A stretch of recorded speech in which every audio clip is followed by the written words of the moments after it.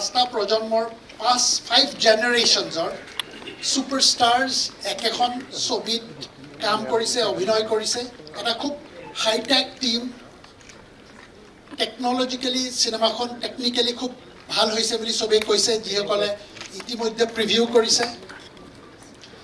আৰু মই ভাবোঁ যে অসমীয়া ছবি জগতৰ বাবে এটা ভাল লক্ষণ বা ভাল শুভবাৰ্তা যে আমি বিগত কেইটামান সপ্তাহত বা কেইটামান মাহত কেইবাখনো ছবি ইতিমধ্যে মুকলি লাভ কৰিছে, দৰ্শকৰ আদৰ আশীৰ্বাদ লাভ কৰিছে।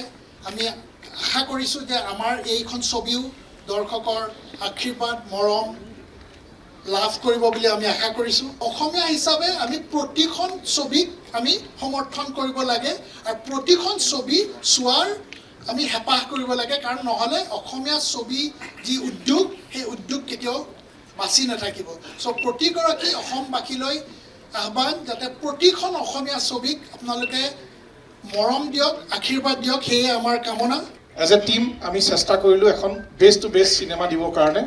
সকলো ফালৰ পৰা আমি চেষ্টা কৰিছোঁ এখন ভাল চিনেমা দিবৰ কাৰণে।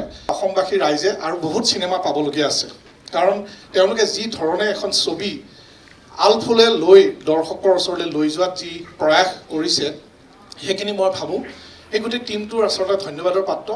আৰু মই ভাবোঁ যে তেওঁলোকে আগলৈও ভাল চিনেমা বনাব। যদিহে বনাব তেতিয়া এই ছবিখন যেনেধৰণে আপোনালোকে ভাল পালে, আগলৈ তেওঁলোকে আৰু ভাল চিনেমা বনাব পাৰিব বুলি বিশ্বাস।